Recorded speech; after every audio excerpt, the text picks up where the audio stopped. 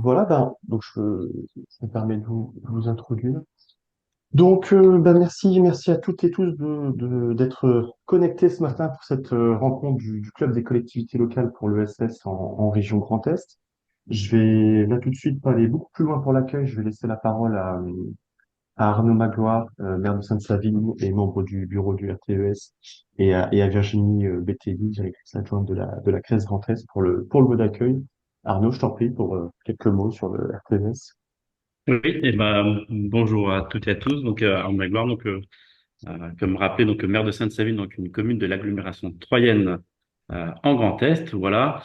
Et donc membre également du bureau du RTES, puisque la commune de Sainte-Savine est adhérente du RTES. Donc, le RTES, c'est quoi? Donc, c'est un réseau de collectivités territoriale pour une économie solidaire. Donc, c'est un réseau de collectivités, tout type de collectivités, hein, puisque sont adhérentes à peu près 200 collectivités, mais ça va de la région au département, aux communautés d'agglomération et aux communes. Donc, avec tout type aussi de communes et de collectivités. Donc, c'est un réseau qui est apolitique, enfin, qui est sans étiquette. Voilà, on va dire.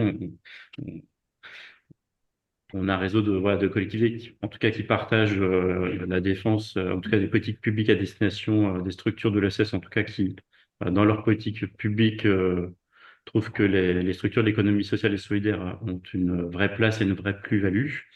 Donc le RTES a cinq grandes missions.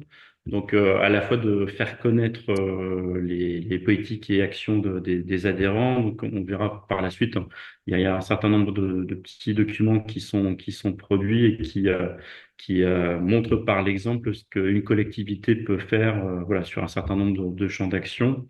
On verra, il y a quand même pas mal de documentation. C'est aussi un réseau d'échange au travers aussi de réunions, de temps d'échange. Et quand on dit réseau de collectivité, ça inclut à la fois les élus, mais aussi les techniciens, parce qu'on sait que pour que voilà, des politiques publiques puissent fonctionner, bah, il faut souvent la volonté de l'élu, mais l'appui des techniciens. Et puis, bah, des fois, il y a des techniciens qui veulent porter des choses, mais qui manquent peut-être de relais élus. Enfin, en tout cas, pour que ça fonctionne bien, il faut vraiment une forme de binôme élu-technicien. Et donc, c'est de l'acculturation pour les deux. Et puis, bah, voilà, sur aussi de l'outillage. Et donc, je pense qu'on le précisera par la suite.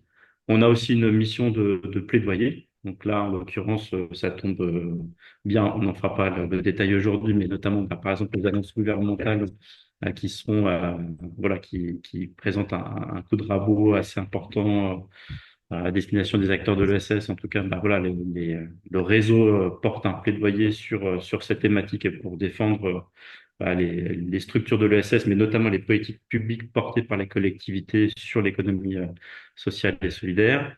On a de l'information avec au travers de l'utilisateur, etc. Et puis, on a, comme aujourd'hui, des conférences thématiques voilà, sur un certain nombre de thèmes, etc. Et puis aussi pour les communes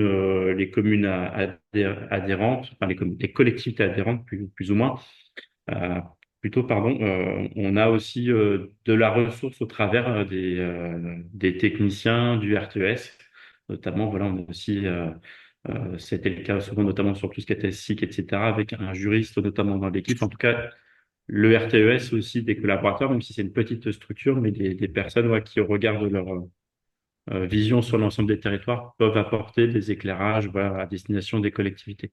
Donc c'est un réseau qui a 21 ans, qui a eu les 20 ans bah, très dernièrement. Là, on va pouvoir avancer, je pense, sur le petit slide. Pardon, tac, je n'ai pas la main. Ah, voilà. Donc un petit focus donc, sur les collectivités adhérentes en Grand Est. Donc 13 collectivités adhérentes. Donc on a la région, on a deux départements, trois départements, enfin deux départements et puis la collectivité européenne d'Alsace, des agglomérations, l'Eurométropole, le PTUR du Pays de Langres, Sainte-Savine, le Grand Reims, Courcy, enfin voilà des typologies un petit peu différentes avec des tailles différentes aussi, des problématiques aussi qui peuvent être différentes. En tout cas, voilà, on est aussi à la recherche éventuellement de communes, de collectivités autres adhérentes. Donc, faut pas hésiter à en parler.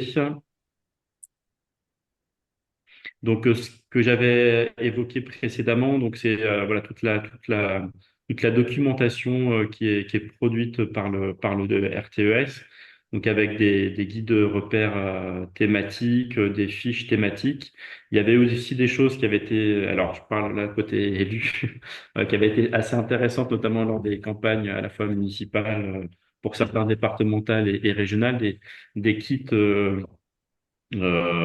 Collectivité ESS et donc en fait avec un certain nombre euh, de, de thématiques qui étaient abordées. C'est-à-dire qu'en fait, on abordait toutes les thématiques propres à chacune des niveaux de collectivité avec des exemples sur chacune des thématiques. Voilà, sur la politique de la ville, qu'est-ce qu'une collectivité peut faire en lien avec des acteurs de l'ESS pour appuyer ces politiques sur la thématique de la ruralité, de la santé, euh,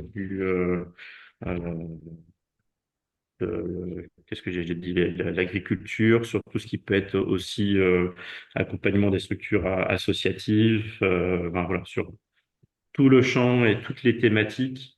Voilà, à chaque fois des exemples et puis bah voilà la collectivité qui a pu porter un certain nombre de choses, des exemples et donc ça permet aussi de voir ce qu'il est possible de faire, d'adapter. Hein, c'est pas forcément toujours reproduire une extension, c'est vraiment des fois d'adapter aussi au regard des contraintes de territoire, en tout cas une belle production de documents que je vous invite à, voilà, à épuiser, donc voilà, notamment des thématiques sur, par exemple, les monnaies locales, sur euh, l'épargne solidaire, enfin voilà, toutes les thématiques abordées, c'est vraiment de la ressource très intéressante et qui est enrichie très régulièrement, hein, puisque voilà, les kits et les fiches ont vocation à vivre et à évoluer. Donc, bah, la question, donc aussi, ce qui a été notamment mené, bah, le chantier qui a été mené et qui est encore mené, puisque c'est vrai que l'année n'est pas encore finie, l'année 2024, puisque l'année 2024, c'est les 10 ans c'était les 10 ans de la loi ESS, donc avec un certain nombre de contributions, aussi la question du bilan pour identifier, bah voilà, qu'est-ce qui pouvait être mis en place. Euh, Voir ce qui a fonctionné, pas fonctionné, les trous dans la raquette. Bon, là, on se confronte un peu avec la réalité et puis le contexte actuel. En tout cas, un certain nombre de choses ont été évoquées, ont été portées et qui sont portées par le réseau pour se projeter aussi sur l'avenir de l'économie sociale et solidaire et du lien notamment aussi avec les collectivités. Super, merci Et, Arnaud. On propose et juste c'est toi qui fais le club, c'est ça? non, non, on passe juste, avant de présenter les clubs, on passe juste à la CRES, comme ça tout le monde voit qui est la CRES, et puis après on présente le club. On a fait une petite inversion de diapo en dernière. Excuse. Voilà. Vas-y Virginie. Oui, bonjour à toutes et tous. Donc, effectivement, la CRES Grand Est euh, co-organise avec le RTES, Club ESS et collectivités. Alors, vous représentez rapidement la CRES, mais c'est vrai que vous nous connaissez déjà plutôt bien. J'insisterai peut-être sur les points les plus importants par rapport aux collectivités. Alors, c'est vrai que la CRES est l'interlocutrice privilégiée des collectivités en matière de SS et qu'elle porte la voix de l'ESS au niveau régional. Nous représentons à peu près 69 adhérents qui sont toutes des personnes morales, donc soit des têtes de réseau, soit des structures de l'ESS qui adhèrent directement. Et nous sommes répartis sur 3 antennes, Strasbourg, Reims et Nancy, avec aujourd'hui 17 salariés. Nous avons également un bureau à Metz. Alors, si nous regardons nos grands axes de travail, qui sont représentés sur le schéma, il y a tout d'abord représenter et animer, défendre les intérêts de l'économie sociale et solidaire, être l'interlocuteur des pouvoirs publics, pour défendre bien sûr les intérêts, comme le rappelait Arnaud Magloire tout à l'heure, dans un contexte aussi qui n'est pas forcément simple en ce moment. J'insisterai sur le fait que nous sommes membres du comité technique de la gouvernance unie de l'économie sociale et solidaire en Grand Est, aux côtés de l'État, de la région, de la Banque des territoires. Donc c'est donc un espace de dialogue et de coordination. Et cette gouvernance unie de l'ESS organise très prochainement la conférence régionale de l'économie sociale et solidaire, qui sera aussi l'événement de clôture du mois de l'ESS, et qui se tiendra cette année à Besançon, au village Baïséa, le 28 novembre. Donc, je ne peux que vous inviter à participer à cette conférence régionale dont vous trouverez bientôt les modalités d'inscription sur notre site internet. Deuxième élément, donc, nous sommes aussi là pour aider au développement de l'économie sociale et solidaire avec différentes possibilités. Donc, bien sûr, l'appui au développement et à la création de projets, tout d'abord par de l'IO, l'accueil information des porteurs de projets que nous réorientons. J'insisterai cependant sur deux points. La plateforme Essor, Grand Est, qui est un outil qui permet de référencer les appels à projets concernant l'économie sociale et solidaire, les modalités d'accompagnement et les modalités de financement. Donc, je ne peux que vous inviter à nous faire part des appels à projets et des outils dont vous disposez qui pourraient être valorisés sur cette plateforme, et indiquer aussi que toujours pour accompagner le développement de l'économie sociale et solidaire, nous organisons avec un certain nombre d'acteurs sur les territoires des clubs Europe afin de permettre le meilleur financement des structures de l'ESS par le biais des fonds européens qui jusqu'à présent sont encore assez peu utilisés ou insuffisamment utilisés. Concernant les achats socialement écologiquement responsables, les entreprises de l'économie sociale et solidaire, nous pouvons aussi être votre interlocuteur à différents niveaux. Alors le thème de la finance solidaire aujourd'hui s'inscrit d'ailleurs sur cet axe. Nous pouvons travailler avec vous tous pour ce qui concerne la commande publique et les achats responsables, les SPASER également. Et nous organisons de manière récurrente des événements d'affaires. Donc certains sont des ESS Presso, il y a aussi d'autres formats dans lesquels vos acheteurs peuvent trouver toute leur place et pouvoir rencontrer des acteurs de l'économie sociale et solidaire. Nous travaillons aussi à l'émergence des dynamiques territoriales, en partenariat avec vous sur vos territoires, donc qu'il s'agisse de pôles ou par exemple des PTCE, puisque nous sommes la cheville ouvrière de la cellule régionale d'animation des PTCE, et nous avons aussi pour mission d'appuyer à l'émergence de ce type de projet. Sur le volet observation, alors nous disposons d'un observatoire régional de l'ESS, ORES, qui nous permet de fournir des chiffres clés concernant l'économie sociale et solidaire sur les territoires. Donc nous pouvons travailler avec vous sur cet axe, sachant que vous trouverez également sur la première page du site de la CRES une carte qui vous permet d'avoir les chiffres par département, les chiffres clés par département, et que nous travaillons également sur des expérimentations et de la méthodologie de projet sur différents projets de territoire. Donc nous travaillons actuellement avec le département de Meurthe-et-Moselle sur un projet de diagnostic prospectif, donc expérimental, et nous avons d'autres actions expérimentales également. Sur l'aspect formation, j'assisterai sur nos formations découvertes de l'économie sociale et solidaire qui peuvent peut-être vous intéresser à un moment donné. Et sur le volet promotion, donc là, c'est un volet qui mérite d'être un peu davantage mis en avant à cette époque, puisque nous sommes à la veille du mois de l'économie sociale et solidaire, donc qui tous les ans a lieu au mois de novembre et pour laquelle la CRES coordonne l'inscription des événements. Donc cette année, il y aura un lancement à Strasbourg, au salon, excusez-moi, j'ai un chat dans la gorge, au salon Emmaüs Mondo, qui aura lieu au parc des expositions de Strasbourg. L'événement de clôture, on l'a dit, sera la conférence régionale de l'économie sociale et solidaire. Nous sommes présents également sur un certain nombre de salons co-organisés avec certains d'entre vous. Citons la foire de Châlons qui a lieu début septembre, la foire européenne de Strasbourg, le marché off de Strasbourg, donc le marché de l'économie sociale et solidaire pendant tout le mois de décembre en partenariat avec la ville et l'Eurométropole. Et puis, on a également tout un volet, bien sûr, communication, outils de communication, animation de réseaux sociaux pour mettre en valeur les actions de l'économie sociale et solidaire que vous retrouvez également sur notre site internet.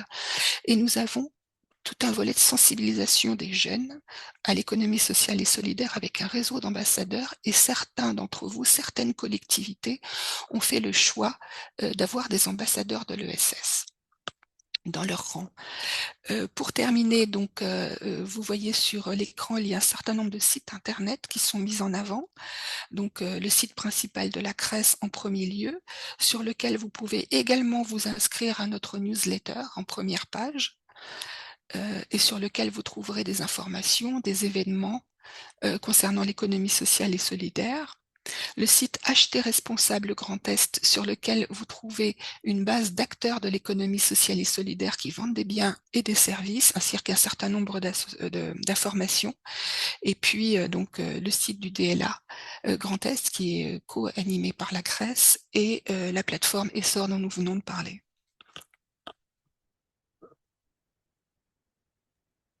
Merci, merci Virginie. Et donc, quelques mots pour finir ce temps d'accueil sur les précédentes rencontres de ce club. Donc, je sais pas, Arnaud ou Virginie, enfin, et Virginie, si vous voulez dire un mot, en tout cas, vous voyez les thématiques qui ont été traitées précédemment. Je sais pas si Arnaud, tu veux revenir peut-être sur Ouais. un temps particulier, un temps qui t'a Bah, marqué éventuellement. repréciser en fait quand on parle de clubs, voilà les clubs ESS et collectivités en fait c'est une organisation partenariale entre le RTS et les CRES, hein, le RTS qui est un réseau national et qui avec l'appui et le soutien et la coordination des CRES organise ces temps déclinés sur voilà sur une proximité un petit peu plus un peu plus importante avec des délocalisations. Donc, on a un club ESS et collectivités Grand Est, donc qui regroupe les collectivités adhérentes du RTES sur le Grand Est. Et donc, ces clubs ESS et collectivités existent aussi à la fois en Île-de-France, Pays de la Loire, Aura. Enfin, voilà. Je crois que maintenant, on est quasiment tout couvert, je crois, Pierre-Alain, ou pas loin, sur Quasiment, quasiment. Il y a encore trois, quatre régions quasiment à aller chercher. Mhm. quasiment tout le territoire. Et donc voilà, c'est d'avoir un peu plus de proximité. Et puis c'est aussi en lien avec bien évidemment les CRES. Donc il y a eu un certain nombre d'actions qui avaient été entreprises. Voilà, avec le lancement du club ESS Grand Est, donc qui a eu lieu à l'hôtel du département en 2021. Ouais, je regarde la date, oui, ça commence à dater. Hein. C'est un post-Covid avec le lancement et la présentation de l'ouvrage lié aux 20 ans et puis ensuite plusieurs conférences webinaires voilà, sur différentes thématiques. Voilà, c'était la mobilité, la transition énergétique. Voilà, on était vraiment dans la séquence voilà, assez forte pour les collectivités, avec notamment la question énergétique. Et puis, table ronde qui a eu lieu dans le cadre de la foire de Châlons. Aussi un temps qui a été sur les 10 ans de la loi. Et puis, aussi la question de la ruralité, parce qu'aussi au sein du club ESS et collectivité Grand Est, on a une élue et une membre du bureau du RTS qui est très engagée sur la ruralité, en tout cas qui est très experte en plus aussi sur la thématique, et donc voilà, qui apporte aussi beaucoup de choses. Donc en tout cas, voilà, on est aussi à l'écoute, que ce soit la CRES et le RTES, pour identifier des thématiques sur lesquelles vous souhaiteriez qu'on puisse travailler. Donc voilà, euh, la proposition est lancée et donc on avait on avait eu un petit temps de pause pour le club, mais là ça redémarre bien là sur 2024 et donc on essaie de mobiliser les uns les autres pour organiser des temps d'échange et d'acculturation et puis bah aussi de mettre en avant quelquefois des belles initiatives sur nos territoires parce qu'il y a beaucoup d'initiatives et quelquefois qui sont un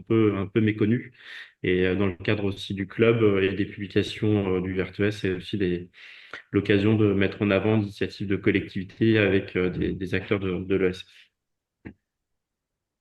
Super, merci, merci Arnaud, merci Virginie. Si tu as un complément éventuellement Virginie sur le club ou pas spécialement, on peut enchaîner. Je voulais juste indiquer qu'on a la volonté commune d'avoir des événements plus réguliers sur l'année 2025 au niveau du club. Euh, notamment sous le format webinaire qui permet d'associer davantage de personnes et que donc on a prévu ensemble avec le RTES de vous faire passer un petit questionnaire pour déterminer quelles sont les thématiques qui pourraient davantage vous intéresser pour les versions suivantes. Super, merci. Qu'on va rentrer dans le sujet là de la finance solidaire. Moi, je suis Pierre-Alain Simon, je suis chargé d'animation au RTES. Je suis accompagné ce matin par Priscilla Lestang, chargée de com en alternance au RTES pour la prise de notes et permettre que le maximum de ressources vous soient envoyées après la rencontre. Donc, le RTES, c'est une équipe de 6 personnes. Alors Federici, délégué général, Chloé Séché, délégué général adjoint. Benjamin Gueropinet, qui a été cité, c'est le juriste du RTES que vous pouvez solliciter sur vos questions juridiques en lien avec l'ESS. Et Émile Wilbert, qui est en charge de la communication agricole. Quelques mots pour démarrer sur la finance solidaire, mais à grands traits, hein. Vraiment, c'est juste pour poser le sujet et présenter quelques leviers à disposition des collectivités. Mais vraiment, c'est quelques mots juste pour laisser la place aussi aux initiatives, hein, de ces clubs, comme le rappelait Arnaud. C'est vraiment de valoriser les initiatives de territoire et les actions des collectivités locales. Donc, la finance solidaire, la définition qu'on peut donner, il n'y a pas de définition légale en tant que telle, mais c'est la finance qui relie les épargnants qui cherchent à donner du sens à leur épargne et vers des entreprises, des associations à forte utilité sociale et ou environnementale qu'ils financent via la souscription de produits dédiés, des produits, ce qu'on appelle des produits d'épargne solidaire. Il y a un organisme, enfin un organisme, un acteur qui fédère un peu les acteurs de la finance solidaire qui s'appelle FAIR, qui réunit plus de 140 acteurs aujourd'hui et qui labellise, donc le label s'appelle Finansol, qui labellise aujourd'hui plus de 180 produits. Enfin, le produit n'est pas forcément adapté à tout à tous les produits justement qui ont ce label, mais ça donne un peu une idée aussi de l'étendue des possibles. Qu'est-ce qu'on trouve derrière ces produits? Donc, c'est soit des produits d'établissements financiers, donc des banques, assurances, mutuelles, sociétés de gestion, qui commercialisent des placements et qui collectent l'épargne des citoyens, euh, des fonds qui vont distribuer aux financeurs solidaires. Soit, à côté de ces acteurs, on a aussi des acteurs dont l'activité principale est bien la finance solidaire, donc entre des associations, des sociétés de capital risque solidaire. Pour donner quelques exemples, il y a Femouki en Corse, Garrigue en Île-de-France, ou Yes du côté de l'Occitanie. Des clubs d'investisseurs citoyens comme les Cigales, dont on parlera plus tard, au cours de la matinée, et ou encore des foncières solidaires, comme Terre de Liens, on aura un témoignage aussi pendant la rencontre de Terre de Liens. Ce sont un peu les acteurs historiques sur le sujet qui financent des activités aussi avec des critères d'utilité sociale et ou environnementale. Et donc, c'est des interventions via du microcrédit, du crédit, de l'apport en fonds propres, des garanties, des prêts d'honneur. Il y a plusieurs modalités de, d'intervention possibles, mais surtout avec un angle important au-delà de l'intervention financière, je dirais, c'est l'accompagnement du projet, selon le stade où il en est, c'est de la création, du développement, etc. Mais on verra ça à travers les témoignages. Quelques chiffres pour poser le décor. Donc faire édite le baromètre pardon, de la finance solidaire. Donc les chiffres 2023 sont sortis. Et donc ça représente, donc en 2023, il y a eu une progression de 4 milliards d'euros qui ont été dans l'épargne solidaire pour atteindre le montant en valeur de 30 milliards d'euros fin décembre 2023. Et ça représente une progression de 15% sur un an. Donc c'est quand même, ça montre qu'il y a quand même un développement de cette finance solidaire. Mais cependant, quand on regarde le stock par rapport à l'épargne des Français, ces 30 milliards représentent 0,5% du total de l'épargne française. Il y a une progression, une dynamique. Il y a encore des montants à aller, il y a encore une orientation à avoir sur l'épargne des Français. Pour faire le lien sur notre sujet, parce qu'on est bien sur une rencontre du club des collectivités locales, donc le lien avec les collectivités, j'ai repris quelques éléments de la fiche du kit dont parlait Arnaud tout à l'heure, kit à destination des élus et agents, pour faire le lien entre les compétences des collectivités et les thématiques que recouvre l'ESS. Donc, plusieurs leviers, mais on va le voir à travers les témoignages. Je vais vraiment laisser la place aux témoignages tout de suite. Donc évidemment, mobiliser les parties citoyennes pour cofinancer les projets ESS. Donc ça, on peut le voir avec le soutien, par exemple, des clubs d'investisseurs pour une gestion alternative et locale de l'épargne solidaire, les clubs Cigale. Il y en a 250 en France à peu près aujourd'hui. Ça représente 2500 personnes qui interviennent auprès d'entreprises, qui accompagnent les entreprises dans leur création, leur développement. Il y a évidemment l'appel à la finance éthique ou au financement participatif, avec des acteurs tels que la NEF, Crédit Coopérative, ou encore la participation pour une collectivité possible de créer, ou seul, mais avec des partenaires, mais de créer un fonds de dotation territoriale. Et notamment, on aurait aimé les avoir ce matin en témoignage, mais en Grand Est, il y a le fonds Nestlé solidaire. On pourra peut-être en dire un mot si certains connaissent le fonds, euh, mais ouais, il existe en France. Aussi, plusieurs leviers disponibles pour les monnaies locales. Mais je vais aller très vite parce que le témoignage suivant est justement une monnaie locale. Le soutien direct aux associations qui portent les monnaies locales. Et après les outils internes à la collectivité, effectuer des paiements en monnaie locale ou permettre le paiement de services publics en monnaie locale. Mais voilà, c'est juste un rappel assez rapide de ce qui est possible pour une collectivité. On vous enverra la fiche évidemment après la rencontre, et elle sera même avec les témoignages qu'on aura ce matin, on pourra mettre des exemples concrets de ce qui se passe en région Grand Est. Tom, je te laisse la parole tout de suite. Donc Tom Baumer, qui est coordinateur du STUC à Strasbourg. J'arrête mon partage d'écran parce que tu as un diapo de ton côté. Donc voilà, tu peux le partager. Et Tom qui interviendra en binôme avec Sandra Guillemin, qui est chargée de mission SS à l'Eurométropole de Strasbourg.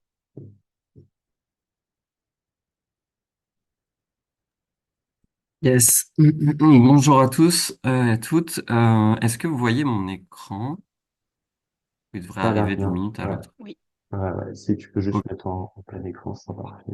Ouais. Ouais, on le voit très bien, pas de souci. Voilà. Ok, super. Oui, effectivement. Du coup, moi, je suis coordinateur salarié de la monnaie locale. Et du coup, je vais faire quelques minutes de présentation sur le STUC et les monnaies locales en général, les modalités de soutien en fait des collectivités aux monnaies locales. Et à la fin, si j'ai un peu de temps, je présenterai quelques enjeux auxquels nous, on est confrontés pour que vous les ayez en tête. Euh, voilà. Et du coup, après, je laisserai la parole à Sandra. Et je vois qu'il y a Yves, du coup, dans la conversation qui est impliqué dans la cigogne. Peut-être dans les moments de questions-réponses, ce serait intéressant d'avoir ce point de vue-là, quoi. Alors, je commence rapidement pour vous dire qu'il y a 80 monnaies locales en France, à peu près. Donc, celles qui sont dans le Grand Est, on va dire, il y a principalement le Stuc dans le Bas-Rhin, la Cigogne dans le Haut-Rhin et le Florin du côté de Nancy. Et la plupart de ces monnaies locales en France sont fédérées dans un réseau qui est le Mouvement Sol, que vous connaissez probablement. Je fais un rapide récap quand même parce que je sais pas si tout le monde est familier avec le fonctionnement des monnaies locales. Là, j'ai mis le STUC, mais en fait, c'est des modalités de fonctionnement qui sont valables pour toutes les monnaies, hein. Donc, un STUC a la même valeur monétaire qu'un euro. Euh, c'est réglementé par la loi ESS, la fameuse loi ESS de 2014. Il faut rejoindre l'association porteuse de la monnaie locale pour pouvoir l'utiliser. Et il y a un système de cotisation à la fois des professionnels et des particuliers pour soutenir l'association, le projet, etc.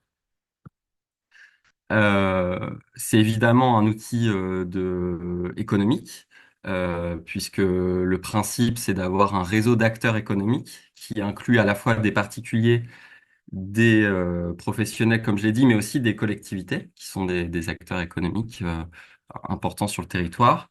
Euh, Tout ce monde-là est fédéré grâce à une charte, en fait, une charte de valeurs, donc qui est légèrement différente d'une monnaie à une autre, mais qui inclut des valeurs écologiques, sociales, enfin voilà, l'idée c'est de mettre en avant des pratiques vertueuses du côté des professionnels et du côté des consommateurs, une envie d'aller vers une transition écologique et sociale. Enfin, À chaque fois, il y a un territoire qui est déterminé dans lequel on peut dépenser cette monnaie locale. Donc, pour nous, c'est le Bas-Rhin. En général, ça se recoupe avec des départements, mais c'est pas forcément le cas. Concrètement, un particulier va convertir ses euros en monnaie locale, donc par exemple en STUC, soit en version papier, donc souvent ça se passe dans des bureaux de change, qui sont en fait des professionnels chez qui on peut convertir ses euros billets en euros en STUC billets, soit via une application mobile. Beaucoup de monnaies locales, voilà, proposent aussi cette version-là à côté de la version papier, ce qui facilite pas mal les échanges parce que les gens peuvent juste installer l'application, convertir à travers leur carte bleue comme s'ils réalisaient un paiement en ligne et ils sont crédités sur leur portefeuille numérique. Et le paiement se fait souvent avec un QR code. Donc on rentre dans le commerce, on scanne le QR code, on met le montant et ensuite on montre à la personne qui encaisse combien. Voilà. Euh, un autre grand principe des monnaies locales, c'est le fonds de garantie, c'est-à-dire que tous les euros convertis sont placés à la nef en général pour financer des projets locaux. Voilà, donc ça participe. Voilà. Donc j'ai mis plein de en fait, j'ai tapé fonctionnement monnaie locale dans Google Images et en fait, vous avez plein de boucles comme ça où on montre que bah, du coup, le boulanger se fournit chez un meunier local qui lui-même va se payer en salaire en monnaie locale, qui va lui-même dépenser chez son coiffeur et avec le principe de la nef, etc. Alors, je ne sais pas pourquoi la plupart des exemples tournent autour de bouchers. Donc nous, comme on a une campagne sur l'alimentation végétale, je me suis dit que j'allais pas vous présenter en particulier cet exemple, mais voilà. Ce qu'on dit aux particuliers, c'est euh, de dire, en fait, quand vous payez en monnaie locale chez un commerce, ça l'engage en fait à le réutiliser dans un réseau local qui correspond à une charte, etc. Donc c'est un acte d'engagement.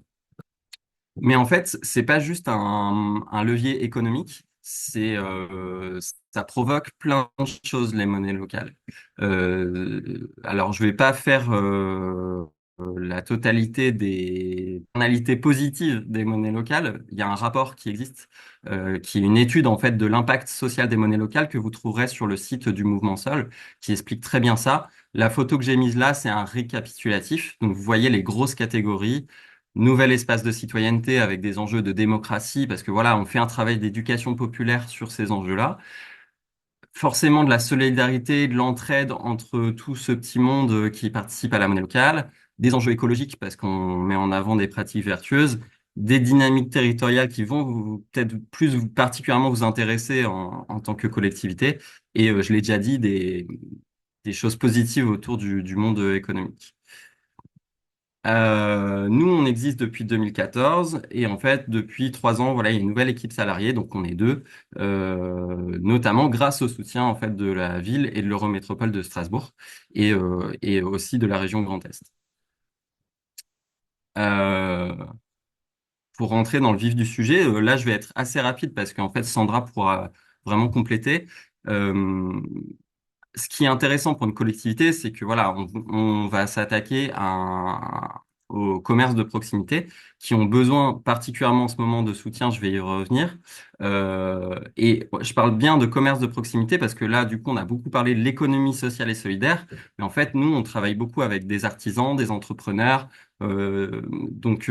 Ça élargit aussi le spectre des personnes que vous pouvez atteindre.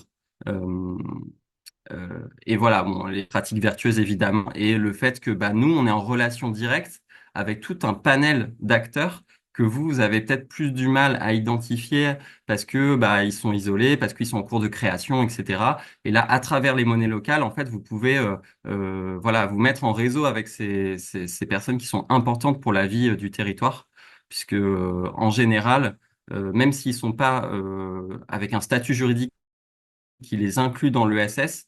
Et nous, on a des food trucks, beaucoup de monde autour de la restauration qui sont très militants, très engagés, et qui sont des vrais acteurs, pas seulement économiques, mais aussi des acteurs de solidarité, de partenariat, etc.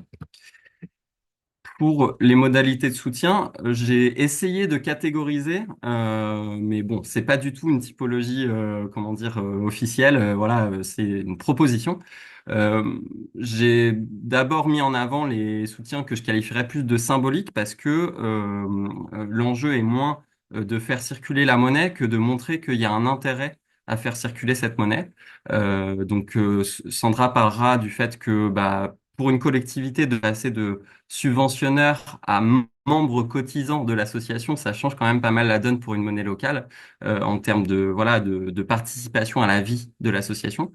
Euh, le paiement d'indemnités d'élus, alors effectivement, ça peut représenter un petit montant, enfin un montant conséquent en global, mais en fait, ce sont en général des petits montants attribués aux élus. Et intéressant, c'était aussi de dire que bah, politiquement, en fait, c'est pertinent et du coup, les élus vont pouvoir, comment dire, vulgariser l'intérêt des monnaies locales. L'encaissement de monnaie locale dans des régies. Alors, je l'ai mis dans les soutiens symboliques, mais ça se discute.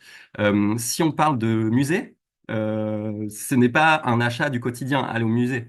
Mais par contre, symboliquement, c'est assez fort qu'on ait la possibilité de pouvoir le faire.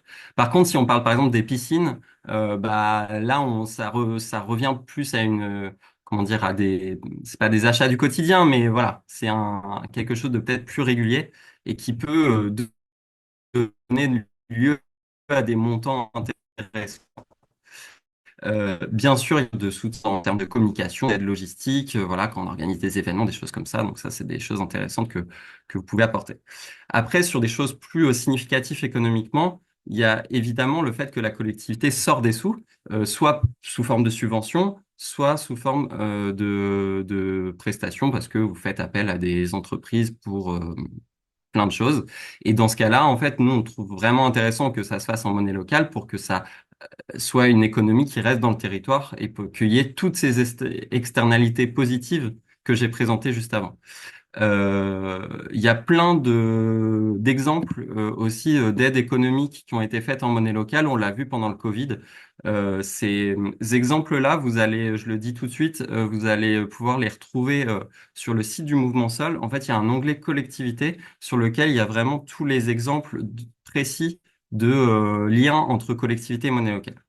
Et après, sur le salaire des agents, bah voilà, là, on commence à rentrer sur une population très large selon les écoles. Mais ce que je voulais pas oublier, c'est aussi les soutiens relationnels, parce qu'en fait, nous, on a besoin d'être au fait de ce qui se passe sur le territoire et les collectivités sont aussi des espaces où vous avez un œil euh, très affûté sur ce qui se passe sur votre propre territoire. Et du coup, nous, c'est super intéressant d'avoir toujours des mises en relation soit avec des fédérations professionnelles, et surtout, incluez-nous dans des dispositifs qui sont liés à l'économie locale, mais aussi sur des secteurs plus précis. Là, j'ai mis le plan alimentaire territorial. Bah, en fait, on s'imagine pas forcément inclure la monnaie locale là-dedans, alors que pour nous, c'est super important. Mais en fait, dans chaque secteur, il y a sûrement des endroits où vous pouvez inclure les monnaies locales auxquelles vous pensez pas forcément.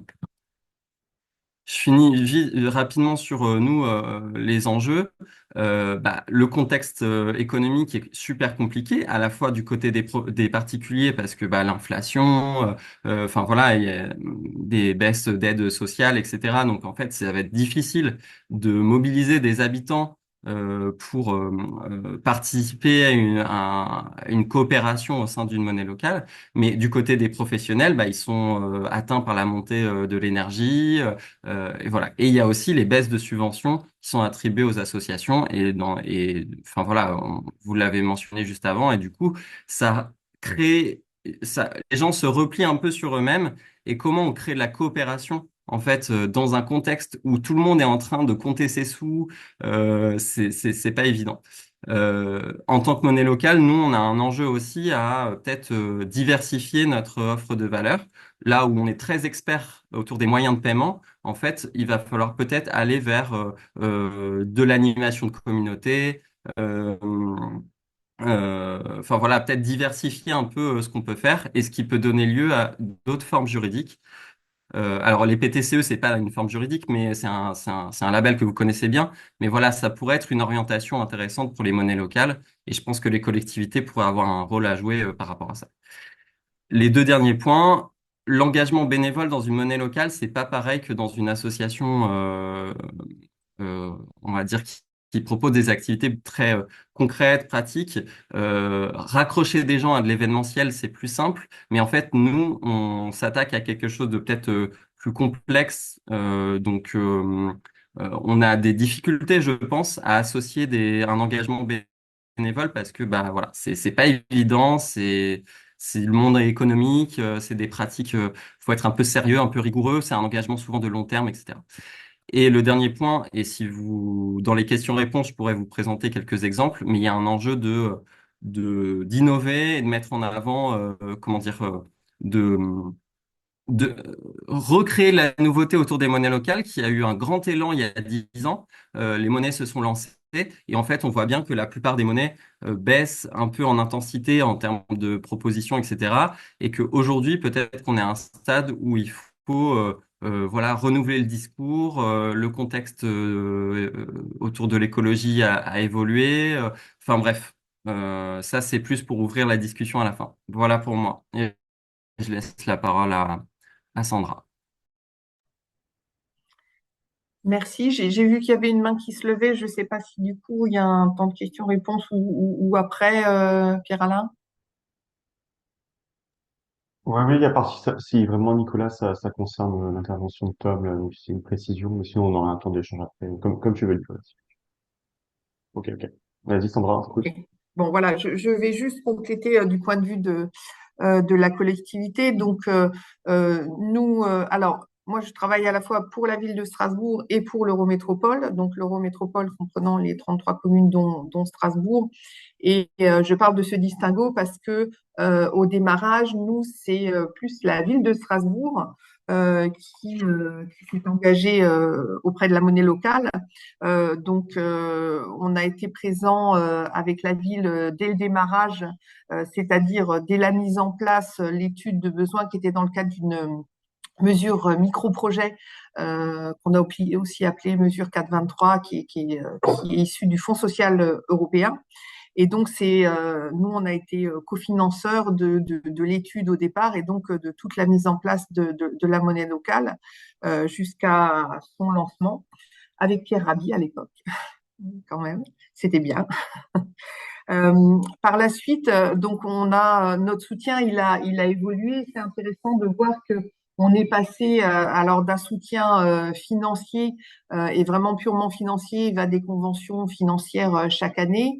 On a eu une petite période où il y a eu une convention pluriannuelle d'objectifs. Et puis ensuite, on est passé à devenir adhérent de la monnaie locale. Alors techniquement parlant, ça a été un petit peu compliqué en interne, mais c'est des choses qui se font. Et effectivement, depuis ce passage à l'adhésion, c'est à la fois la ville et l'Eurométropole qui ont adhéré au STUC.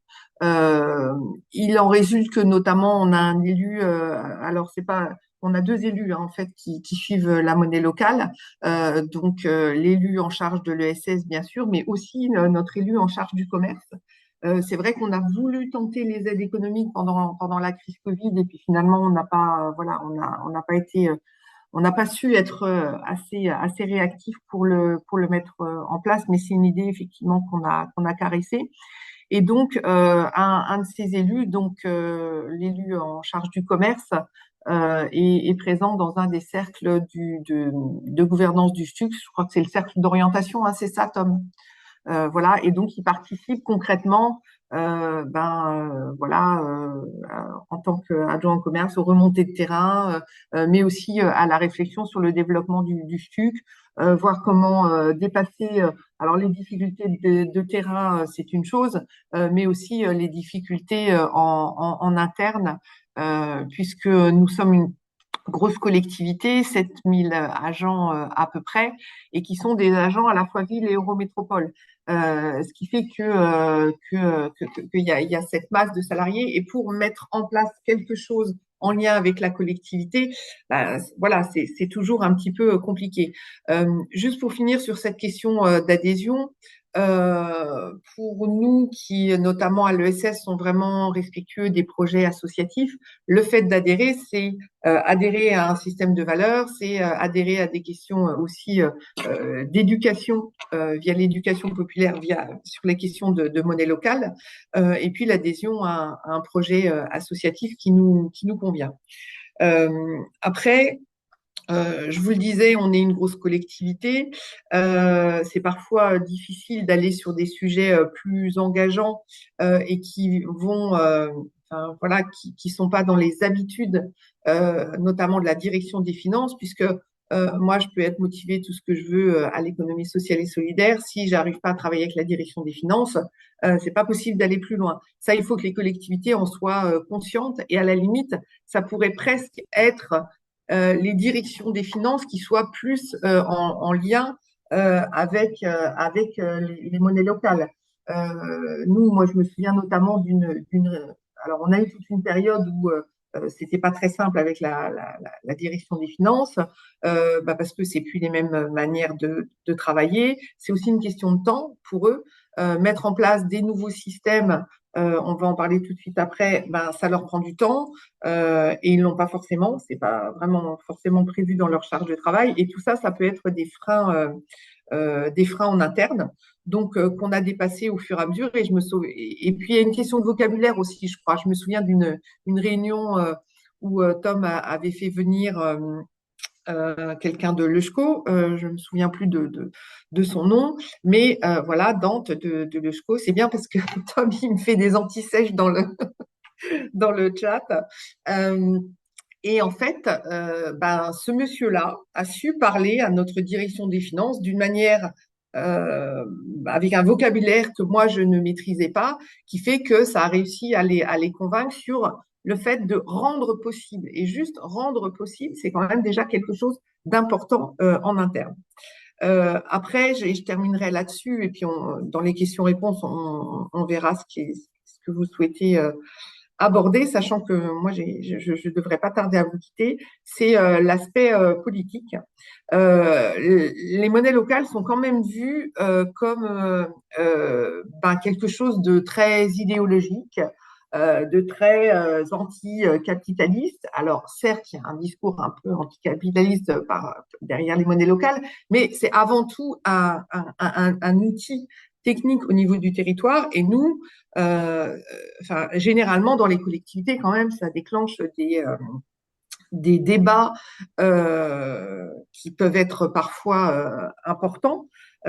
Et en fait, nous, on a eu besoin de construire tout un argumentaire pour dire que voilà, le STUC, ça va pas contre l'euro, que c'est pas si compliqué que ça, que ce n'est pas si idéologique que ça, et que c'est vraiment lié à tout ce que Tom a pu décrire en matière de circulation de la monnaie,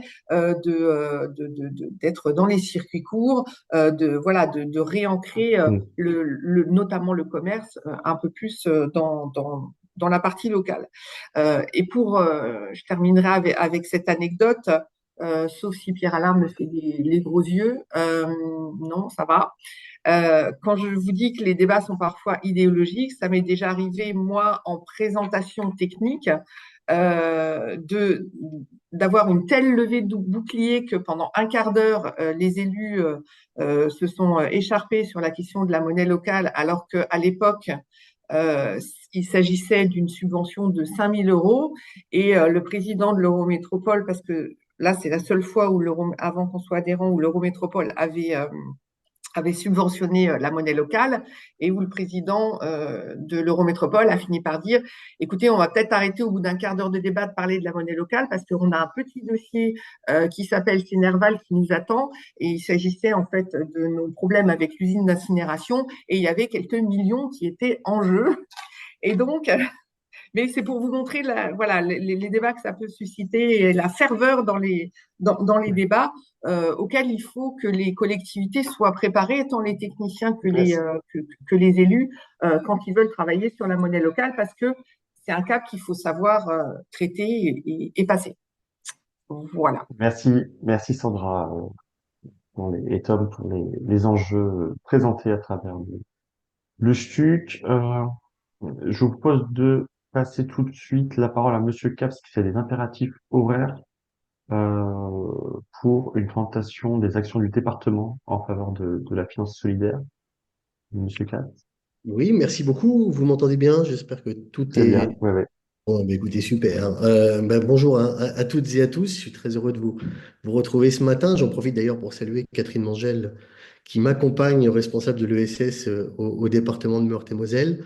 Je souscris d'abord pleinement aux propos qui viennent d'être mis en œuvre là par Sandra, justement sur l'Eurométropole de Strasbourg. On a la même problématique, hein, finalement, ici en Meurthe-et-Moselle, dès qu'il s'agit d'évoquer à la fois l'économie sociale et solidaire, les monnaies locales ou d'autres sujets, j'allais dire, de cet acabit, hein. C'est toujours un enjeu politique très complexe à mettre en avant et en tout cas une discussion toujours difficile qu'on a avec notamment, je suis désolé de le dire comme ça, notre opposition au département de Meurthe-et-Moselle. Mais bon, voilà, c'est ainsi. Moi, je suis très heureux, moi, d'intervenir ce matin sur cet enjeu des finances solidaires, finalement, et du lien qu'on peut avoir avec les collectivités territoriales, puisque, et vous le savez, hein, le département de Meurthe-et-Moselle a depuis de nombreuses années maintenant fait de l'économie sociale et solidaire un fer de lance, hein. Ça fait de nombreuses années qu'on a justement affirmé dans le projet départemental cette notion de l'économie sociale et solidaire et la volonté d'assurer sa promotion finalement partout là où c'est possible et à chaque instant. Et c'est vrai que ce lien finalement avec les finances solidaires est particulièrement intéressant puisqu'on considère aussi que la finance solidaire elle a un rôle j'allais dire clé à jouer dans la transformation de nos territoires et puis notamment vers la transition vers une société notamment plus soutenable ou encore sur les sujets de relocalisation de l'activité économique ou de la résilience pardon, territoriale.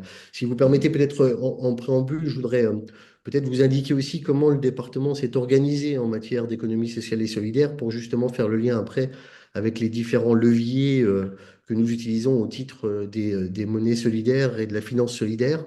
Alors, je suis désolé, j'ai pas prévu de PowerPoint. J'espère que j'arriverai à vous tenir en haleine jusqu'à la fin de mes propos sans avoir justement de choses à vous présenter, mais peut-être vous indiquer dans un premier temps comment justement le département s'est organisé au travers d'une action particulièrement singulière pour justement avoir cette approche innovante qui accompagne alors finalement toutes les démarches vertueuses d'un développement solidaire caractérisé par l'ancrage local, l'utilité sociale, la prise en compte de l'environnement ou encore la gouvernance démocratique. Mais nous avons aussi souhaité élargir finalement cette dimension à cette notion de l'entrepreneuriat engagé. C'est-à-dire tout entrepreneur engagé qui finalement par son projet contribue à la transformation positive aujourd'hui de la société et du territoire en mettant l'accent sur l'ensemble des valeurs que je viens de vous évoquer. C'est important parce que c'est vrai que nous ne sommes pas spécifiquement pardon, dans le prisme de l'économie sociale et solidaire, mais vraiment avec cette volonté d'accompagner toutes les démarches vertueuses qui viennent porter en fait l'ensemble des valeurs du domaine. On a pour ça finalement mis en place une organisation appropriée au plus près des territoires. C'est d'abord des chargés territoriaux de l'économie sociale et solidaire qui maîtrisent parfaitement finalement les dynamiques territoriales, les acteurs des territoires qui sont présents sur les 6 territoires de la Meurthe-et-Moselle et qui proposent finalement une offre de services, si on peut les appeler comme ça, pour justement sensibiliser, accompagner, structurer et valoriser l'ensemble de l'économie sociale et solidaire sur chacun de nos territoires. Nous essayons aussi d'être exemplaires finalement dans l'action que le département peut mettre en œuvre dans nos politiques publiques. On a mis en place effectivement un SPASER, notamment, des clauses sociales aussi dans l'ensemble de nos marchés publics. Et on essaye vraiment de s'appuyer sur cet écosystème finalement et de travailler en co-construction avec les acteurs de manière à développer à la fois des dispositifs de financement qui sont adaptés à nos territoires et permettre en fait à l'ensemble des entrepreneurs d'y accéder. Ce qui fait le lien justement avec la finance solidaire et le sujet du jour, puisque nous avons mis en place un certain nombre de leviers le permettant. Alors le premier d'entre eux que je vous citerai, c'est le soutien que nous apportons à France Active Lorraine, qui est, si on peut dire, le pionnier de la finance solidaire. On a un partenariat avec France Active qui ne date pas d'hier, il est né en 2006 hein, et il s'est adapté finalement au fil de l'évolution de notre projet départemental en matière de soutien aux politiques d'insertion, d'emploi, d'économie solidaire, d'innovation sociale. Et on travaille finalement sur des contenus qui sont renouvelés chaque année avec l'idée finalement de nous appuyer sur France Active Lorraine pour mobiliser son expertise pardon, dans les différents accompagnements des structures de l'ESS et de l'utilité sociale. Au-delà des seuls enjeux finalement d'accès au financement, on est sur finalement des structures qui sont très souvent partenaires du département dans le cadre des politiques publiques que nous portons. Et nous sollicitons notamment France Active Lorraine sur ces différents domaines, avec là aussi, et on peut peut-être le redire ici, un apport associatif finalement avec droit de reprise de France Active, des prêts solidaires, des garanties aussi qui peuvent être apportées à l'ensemble des acteurs de l'ESS. On travaille également en soutien avec la plateforme de financement participatif aux côtés. Je sais que Nicolas nous en dira un mot tout à l'heure. Je ne veux pas être non plus trop précis finalement sur ce dispositif, mais on l'a trouvé particulièrement astucieux, notamment parce que finalement il bouscule les codes de financement participatif en fédérant à la fois les citoyens, les collectivités et les entreprises, avec l'idée finalement qu'une mobilisation collective permette qu'un euro investi finalement par un citoyen, eh bien, parce que partenaires privés et partenaires publics abondent à la même hauteur, eh bien, ça soit finalement des dons de citoyens multipliés par trois qui puissent se mettre en œuvre au soutien des projets. Donc, nous sommes effectivement partenaires également de ce beau dispositif qui est aux côtés, et je sais que Nicolas nous en touchera un mot tout à l'heure. J'ai vu cela dans le déroulé de la réunion.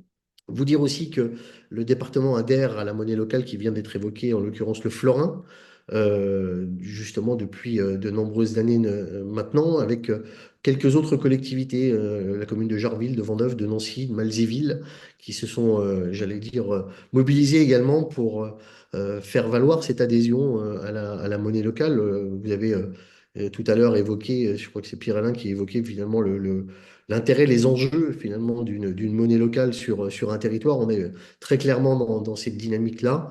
Le département adhère donc depuis fin 2003 à la monnaie locale le florin, avec 5 000 euros en fait qui sont mobilisés par le département pour soutenir justement cette monnaie locale.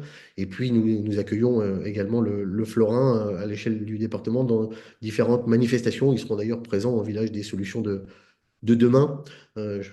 Pourrais vous en parler éventuellement, ou Catherine le fera sans doute mieux que moi, sur cette grande vitrine, j'allais dire, de l'ESS que nous proposons maintenant chaque année à tous les acteurs de la Meurthe-et-Moselle, qui aura lieu d'ailleurs le 8 et 9 novembre prochain avec Salomé Saké en guest star. Du coup, je vous invite toutes et tous, si vous le souhaitez, à y participer avec justement beaucoup de plaisir. Je voudrais évoquer le soutien aussi à Terre de Liens.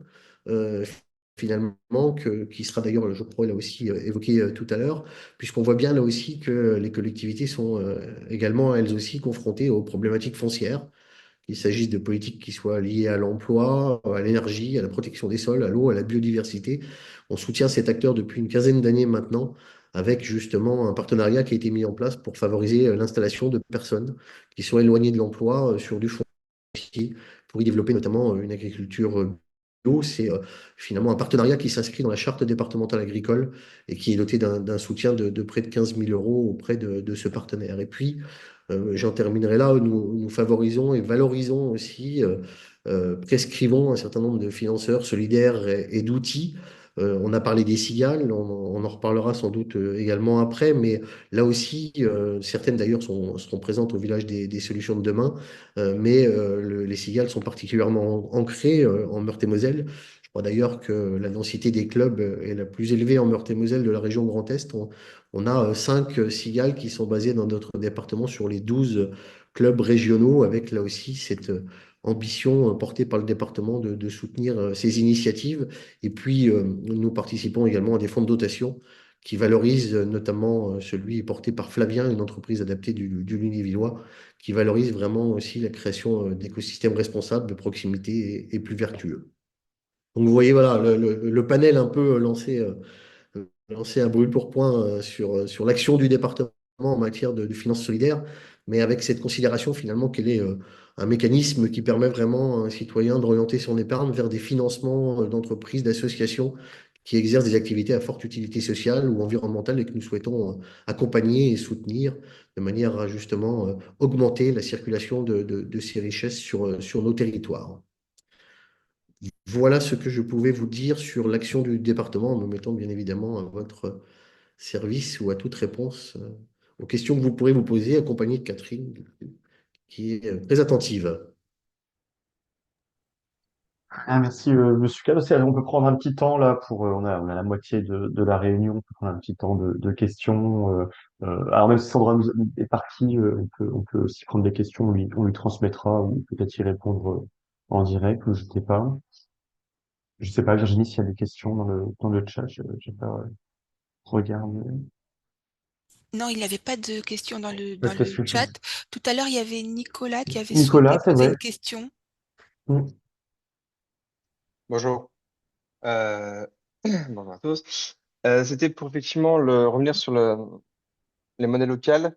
Je me demandais s'il y avait une notion de taille critique pour pouvoir bénéficier, pour que ressortent un maximum les bénéfices et les avantages d'une monnaie locale. C'est la taille de notion critique, c'est quelque chose qu'on trouve beaucoup en entreprise et je me demandais si c'est quelque chose qu'on peut aussi retrouver dans une monnaie locale pour pouvoir bénéficier au maximum effectivement des bénéfices d'un point de vue économie circulaire, mais aussi d'un point de vue investissement et d'un point de vue, on va dire, captation des capitaux locaux. Et si ça existe, comment est-ce que pourrait se mesurer, comment est-ce qu'on pourrait avoir deux, trois indicateurs là-dessus? Alors sur l'aspect économique, je suis un peu en peine pour te répondre. Par contre, sur l'angle plutôt, comment dire, euh, communautaire, on va dire, ça dépendra en fait des moyens, des moyens humains notamment en fait, animés. Aujourd'hui, si on avait un réseau, par exemple, de 300 professionnels à animer et on est deux salariés, c'est juste pas possible. Et du coup, les professionnels sont frustrés d'être dans un réseau qui ne les considère assez peu parce qu'en fait, à deux salariés, on peut pas aller tous les voir, discuter avec eux, de faire ce travail d'animation communautaire. Donc bon, ça répond, c'est peut-être un peu décalé par rapport à la question initiale, mais je tenais à le dire que il faut des moyens humains assez forts pour faire ce travail de dynamique territoriale. Oui, bien sûr, je comprends l'idée effectivement, c'est pas vraiment de savoir comment étendre, même si c'est assez intéressant de connaître les facteurs clés de succès pour étendre une monnaie locale.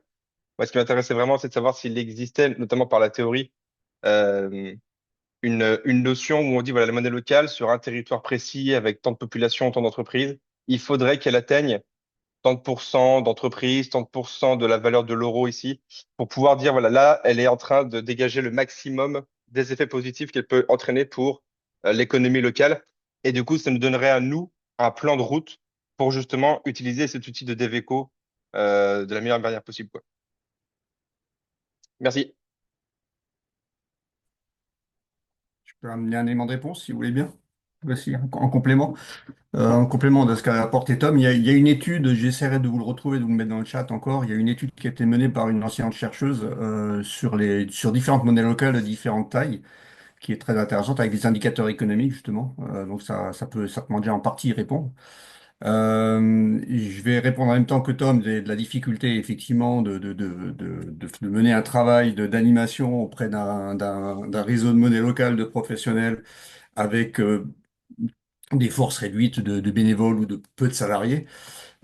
Toutefois, moi, ce que je constate quand même, c'est que même avec un petit réseau, à la Cigogne, on a entre 50 et 60 prestataires, donc il y a une trentaine, 30, entre 30 et 40 qui reçoivent vraiment des paiements tous les mois. Des utilisateurs, c'est plus d'une centaine d'utilisateurs réguliers. On arrive à émettre tous les mois entre 7 000 et 8 000 cigognes et ça représente 100 000 cigognes en circulation. Donc des indicateurs existent déjà. On a un dispositif dont je voulais vous parler aussi de solidarité des associations sur la cigogne. On vient de le calculer, on va émettre 2000 cigognes de soutien des associations qui a été générée par l'activité des professionnels et l'activité des particuliers qui parrainent des associations. Donc c'est symbolique encore comme montant, mais aujourd'hui des associations sont contentes d'avoir des aides. Donc c'est symbolique et ça ne l'est pas en même temps. Et ça me permet de rebondir sur un autre élément que je voulais vous compléter, hein, parce que merci Tom pour la présentation, c'était très complet, je trouve, hein. Moi, juste un éclairage, c'est justement sur l'aspect solidaire et l'aspect sur les collectivités. Dans la présentation que vous avez faite initialement sur la finance solidaire, on a parlé de l'épargne des citoyens qui engagent leur épargne auprès d'instituts de financement pour financer des projets locaux.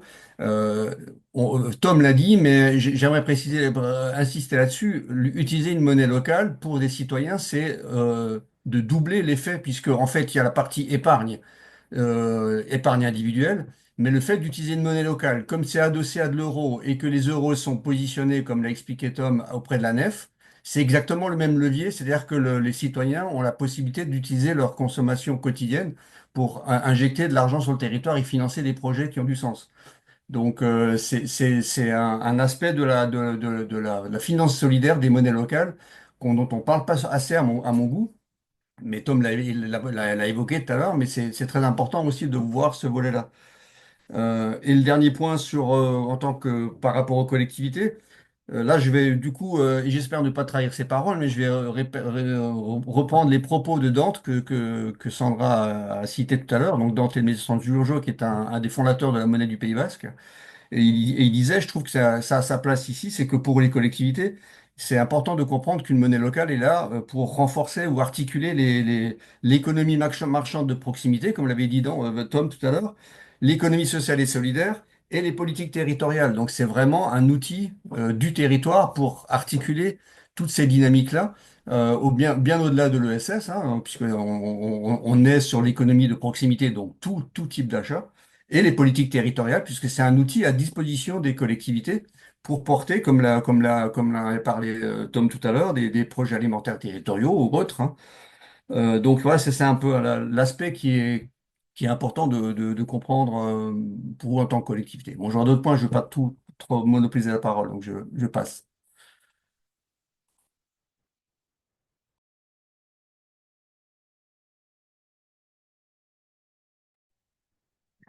Merci Yves. Monsieur Cap, si vous voulez intervenir? Oui, merci. Oui, oui. D'abord, je souscris effectivement aux avantages liés aux différentes monnaies locales. Je voulais juste reprendre la parole pour intervenir et peut-être questionner un petit peu celles et ceux qui auraient pu le mettre en œuvre. Une difficulté qu'on rencontre, nous, ici, à l'échelle du département de Meurthe-et-Moselle, mais j'imagine que c'est un peu pareil dans les collectivités, c'est cette difficulté, justement, et ce point de vigilance sur les marges de manœuvre qui sont octroyées, en fait, à nos collectivités pour la mise en place de monnaie locale à l'échelle finalement de notre collectivité. Et ça reste finalement pour nous un vrai souci, un vrai enjeu dans la relation qu'on peut avoir avec la DGFiP, le Trésor public. On a essayé de mettre en place aussi la possibilité, la perspective de payer en monnaie locale, par exemple, les visites au château de Lunéville, etc. Et on a vraiment un problème, alors je ne sais pas comment le qualifier, peut-être juridique, peut-être réglementaire en tout cas, mais voilà, mettre l'accent sur ces difficultés qu'ont les collectivités, sur les marges de manœuvre dont on a justement qu'on a en main pour mettre en place ces monnaies locales à l'échelle de nos entités.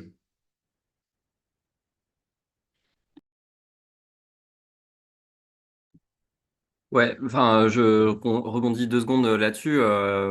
Effectivement, enfin, il y a des difficultés techniques à la mise en œuvre de paiements en monnaie locale à travers les collectivités, que je vais pas euphémiser. Par contre, il y a quand même des solutions. Et encore une fois, n'hésitez pas à contacter l'Institut des monnaies locales qui sera vraiment ouverte à intervenir pour débloquer en fait des situations techniques comme celle-là, voilà, ou à travers le mouvement Sol aussi. Donc il y a des systèmes de mandats à mettre en place. Enfin, je vais pas détailler. Et l'autre chose à dire, c'est aussi qu'il y a du coup un travail législatif à faire. Mais ça, du coup, ça nous dépasse toutes et tous.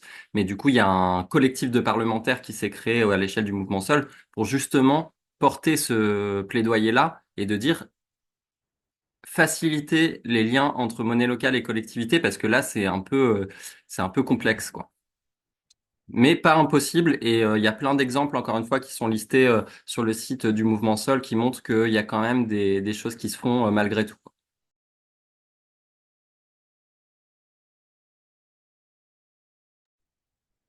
super, merci pour les précisions. Virginie, tu voulais intervenir avant qu'on donne la parole à Nicolas de Non, moi la j'avais plateforme aux simplement côtés? une Ouais. question. Je voulais poser une question parce que Tom a expliqué tout à l'heure l'effet vertueux hein, de ces monnaies locales. Je voulais savoir l'émergence d'une monnaie locale. Sandra a évoqué rapidement la mise en place d'une étude préalable. Donc, je voulais savoir comment est-ce qu'on fait concrètement quand on veut lancer une monnaie locale. Il y a certainement une notion de facteur temps parce qu'il faut le temps que ça prenne, mais quels sont les écueils, quels sont les points peut-être facilitants pour le lancement et le fait que ça marche, une monnaie locale? Alors pareil, Yves, je pense que tu auras peut-être des éléments à rajouter. Moi, j'étais pas à la création du STUC, c'était il y a 10 ans. J'ai rejoint l'association en tant que salarié seulement depuis 3 ans. Mais moi, je dirais ce qui fait qu'une monnaie locale fonctionne, c'est euh, elle est identifiée comme un outil auprès de plein de d'acteurs du territoire et notamment des têtes de réseau, des collectivités. Enfin, si autour de la table, vous avez que des particuliers euh,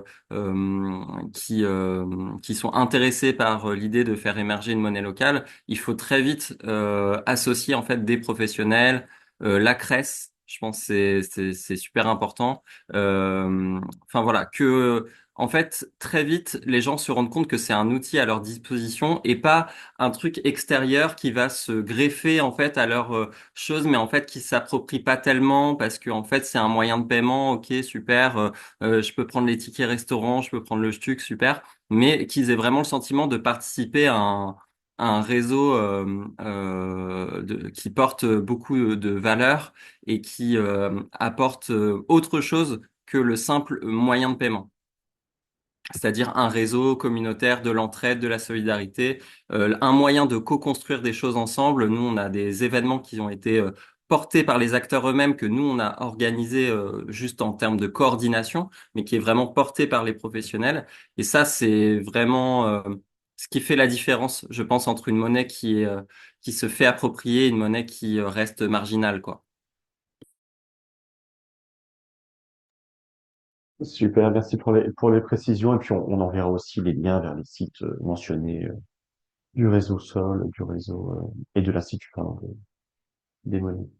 Euh, je propose qu'on passe la parole à Nicolas Matusiak sur le projet enfin le projet, la plateforme du financement participatif aux côtés. Très Nicolas, bien. t'as un diapo, il me semble. Ouais, Si vous me l'autorisez, je vais partager mon joli eh ben, diapo. je t'en prie, je t'en prie.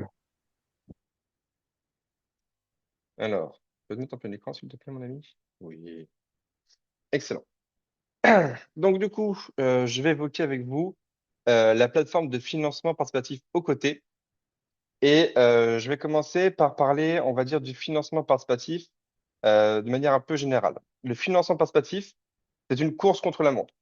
Il s'agit d'une campagne de dons citoyens qui a un temps limite et qui a un objectif en termes de montant, en termes d'euros à atteindre.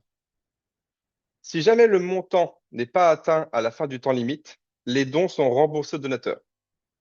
Donc, c'est pas une cagnotte comme on peut avoir où on peut se dire, ah, je peux donner n'importe quand dans l'année. Non, non, non. Il s'agit vraiment d'une course contre la montre avec deux caractéristiques très importantes qui sont le temps limite et l'objectif en euros à atteindre. Et il y a un véritable enjeu puisque si l'objectif n'est pas atteint, les dons sont remboursés. Donc, on peut perdre une campagne. C'est pas, j'ai acquis seulement 1 000 euros sur les 5 000. Non, non. Il y a vraiment un enjeu de réussite ou de perte. Et cette notion de course contre la montre, c'est ce qui a fait que le financement participatif, ça s'est lancé beaucoup en 2009, ça s'est vraiment explosé en 2012. C'est un événement qui est considéré comme quelque chose d'innovant, c'est quelque chose qui est perçu, connoté très positivement. Et de 2012 à 2023, ça n'a fait que doubler en termes de volume financier. Le premier semestre 2024, c'est la première année depuis que le financement participatif se lance où on remarque un plateau. C'est-à-dire que ça y est, on a atteint environ 1 milliard de dons par an et a priori, on va rester là-dessus. Alors du coup, depuis 2012, il y a eu plusieurs choses il y a des phénomènes qui se sont créés, qui se sont aperçus. La première, c'est que les plateformes se sont professionnalisées. On n'a pas que des plateformes de dons maintenant, on a aussi des plateformes de prêts et d'investissement, ce qu'on va appeler du crowdlending ou du crowd equity. Donc avant, il y a 10 ans, on n'avait que des plateformes de dons avec contrepartie, sans contrepartie, des préventes, etc. Et maintenant, il y a une vraie professionnalisation des acteurs du métier pour proposer des choses très différentes et avec des montants beaucoup plus élevés. Là, on n'est plus sur du 1 milliard dans le monde, on va être sur du 20, 30, 40, 60. Le crowdlending et le crowd equity, ça se développe énormément. Et on remarque aussi une spécialisation des acteurs sur la partie dons. Sur la partie dons, les acteurs ont remarqué que c'était surtout les projets qui avaient des vertus sociales ou environnementales qui marchaient le mieux. Et donc, toutes les plateformes, Ulule, KissKissBankBank, Helloasso, elles se sont toutes réorientées spécifiquement vers ces projets sociaux et environnementaux, parce que pour eux, c'est très important d'améliorer le taux de réussite des campagnes. Et enfin, très récemment, on a une nouvelle tendance qui est apparue. On a vraiment des plateformes qui ont grossi en taille, mais aujourd'hui, elles ont un modèle économique qui est instable. Et donc, on a des structures comme KissKissBankBank qui sont en péril. Il y en a des structures comme Helloasso qui tiennent grâce à leurs autres activités, à leurs autres sources de revenus. Les campagnes de dons ne suffisent pas. Par contre, il y a des, comment dire, il y a des acteurs qui sont en plein boom, en plein développement. En termes de finances solidaires, je vais citer Lita.co, qui fait donc du prêt et de l'investissement pour des projets très sympathiques. Voilà, on connaît quelques-uns dans la région. Il y a le Fourgon, par exemple, qu'on connaît bien ici. Et on va retrouver du coup des acteurs de dons, de prêts et d'investisseurs qui sont en général assez orientés ce qu'on pourrait appeler finance solidaire, puisque c'est vraiment les citoyens qui vont financer des projets qui leur paraissent voilà, intéressants pour le territoire. Il faut voir qu'un citoyen, quand il fait un don sur une campagne de dons, pour lui, d'un point de vue connotation, c'est le même geste que voter. Pour lui, c'est la même nature en termes de geste, en termes de soutien. Ensuite, je vous le disais, il y a des grandes tendances. Donc, on a des grosses plateformes qui grossissent et certaines qui sont en train de mourir dû à leur modèle économique. Mais il y a une autre tendance qui apparaît, c'est les petites plateformes locales. Au côté en est une.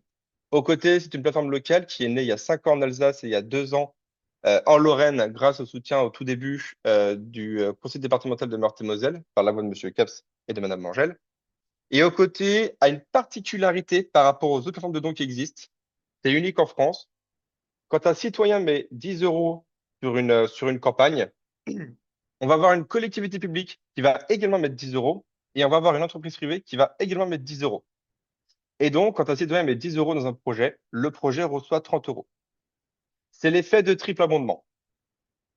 Le fait de faire ça, de faire ce triple abondement, c'est ce qui fait que au côté va avoir un taux de succès de 96% sur ses campagnes, là où Helloasso tourne à 14%. France Active Lorraine a souhaité mettre cet outil de financement en place pour plusieurs raisons. Il faut savoir que France Active Lorraine, dans ses grands métiers, il y a le financement direct via l'épargne solidaire. De manière générale, depuis 80 ans, France Active Lorraine, voilà, c'est plutôt un pionnier dans les finances solidaires à travers des prêts, des garanties, etc., etc. Mais il y a d'autres métiers. Il y a les métiers de conseil et il y a les métiers de connexion. Et en fait, aux côtés, avec cette partie-là, on a à la fois des citoyens, des collectivités, des entreprises. Ça rentre dans le métier de France Active Lorraine de faire des connexions parce qu'on s'aperçoit que l'un des facteurs clés de succès pour qu'un projet réussisse, ça va être le maillage économique local, ça va être l'inclusion dans son territoire. Et donc, autant que possible, on essaie de créer un outil qui fait les deux. Ça va donner des histoires assez intéressantes. On a eu un cas en Alsace, par exemple, où une agence du groupe Passion Automobile, un groupe de garage, tout ce qu'il y a de plus classique, va financer un garage solidaire. Donc, un garage solidaire, c'est une structure d'insertion qui a pour but de vendre ou de louer des véhicules à très bas coût, en priorité à des personnes qui sont au chômage et qui ont besoin d'un véhicule pour obtenir un emploi. Il y en a par exemple donc Monsieur Ether, le directeur du groupe Passion, enfin, d'une agence du groupe Passion Automobile, qui a financé un garage solidaire via aux côtés. Et ce qui est intéressant avec ce partenariat-là, c'est qu'aujourd'hui, ils travaillent encore ensemble, déjà par la sortie des gens qui sont en insertion, mais aussi en cas de sous-traitance. Et ça, c'est intéressant de voir comment, aux côtés, peut être le point de départ de collaboration entre le monde ESS et le monde privé classique. Et c'est un peu toute l'ambition qu'on a avec aux côtés, et c'est un peu notre feuille de route quand on cherche à améliorer aux côtés. C'est un peu l'objectif qu'on se donne. Voilà, de manière très pratique, les campagnes aux côtés, on est sur du 15 000 euros, des campagnes de 30 à 60 jours. On va avoir des frais de commission de 8%, ce qui est assez classique par rapport à toutes les plateformes. L'un des facteurs clés de succès aussi qui explique pourquoi les campagnes aux côtés ont un haut taux de succès, c'est que contrairement aux grosses plateformes, il va y avoir un accompagnement qui va être personnalisé, qui va prendre le temps que ça doit prendre, pour que le porteur de projet puisse réussir sa campagne. En clair, on a une liste de prérequis, on a une liste d'erreurs qu'on sait qu'on ne doit pas faire, et on va coacher, on va former, et on va suivre le porteur de projet pour qu'il puisse lancer sa campagne tranquillement. En termes de facteurs clés de succès, il faut comprendre qu'une campagne, c'est pas dur à faire techniquement, par contre, c'est chronophage. Et donc, il faut bien se poser la question, est-ce que je fais une campagne juste pour l'argent? Et dans ce cas-là, il y a beaucoup de porteurs de projets qui vont être déçus parce qu'on est quand même sur des semaines entières de travail. Il faut comprendre que la moitié de la valeur d'une campagne, c'est sur la visibilité et la notoriété et les partenariats qu'on va faire. En particulier sur Recoté, où on insiste vraiment sur ce volet de partenariat-là. Et il faut vraiment lancer la campagne pour des bonnes raisons. Sachant qu'en plus, une campagne de financement participatif, ça ne peut pas être un financement global pour un porteur de projet. C'est forcément un financement juste complémentaire. Et vu le temps de travail que ça prend, il ne faut pas rater la valeur ajoutée qui est la visibilité et la notoriété. La plus-value, je me suis avancé. Donc, comme je le disais juste maintenant, parce que je me suis avancé, évidemment. Donc, le financement participatif a plusieurs avantages. La première, c'est de présenter ton projet aux citoyens pour la première fois et donc d'avoir des retours sur les citoyens pour dire, bah voilà, effectivement, c'est ce qu'on attendait ou non, peut-être que l'offre de service est à voir. Bien évidemment, la partie visibilité, la partie partenariat dont je viens de parler et la partie levée de fonds, surtout que du coup, bah, c'est du don, donc c'est du fonds vraiment très appréciable. Et France Active Lorraine, du coup, pour venir un peu plus en détail sur ce qu'on fait, on va faire un accompagnement groupé, c'est-à-dire qu'on va prendre un groupe de porteurs de projets. Là, par exemple, dans le département de Meurthe-et-Moselle, je suis avec 5 associations qu'on a formées en groupe. Elles ont démarré la préparation de la campagne. Et là, maintenant, on est dans la deuxième phase de l'accompagnement, qui est l'accompagnement individuel, où chaque porteur de projet va avoir ses qualités, ses défauts. Et donc, on va essayer, voilà, de faire un accompagnement individuel pour vraiment être très spécifique sur ce dont ils ont besoin. Sachant que voilà, il y a une petite astuce par exemple qui va sauver la moitié des campagnes. Sur Hello Asso, vous avez 50% des campagnes qui se finissent sans aucun don. C'est l'effet restaurant vide. Quand vous marchez dans une ruelle pleine de restaurants, s'il y en a 2 dont la terrasse sont vides, vous irez jamais dedans. C'est pareil avec les campagnes. Si une campagne, au bout de 5 jours, elle n'a pas reçu de don, elle est foutue. Elle est finie, elle ne sera pas sauvée. Pourquoi? Parce que quand vous êtes sur Ulule, Hello Asso ou aux côtés, vous êtes en face de plein de campagnes. Il y a plein de campagnes qui se lancent en même temps. Tel qu'il y a 0, on se méfie. Et bah, typiquement, nous, on leur enseigne à aller chercher des promesses de dons avant la campagne pour alimenter les 3 à 5 premiers jours de la campagne. Et c'est plein de choses comme ça qu'on va faire avec eux, plein d'astuces comme ça qui vont leur permettre de pouvoir vraiment lancer la campagne avec un taux de succès assez élevé. Je vous remercie.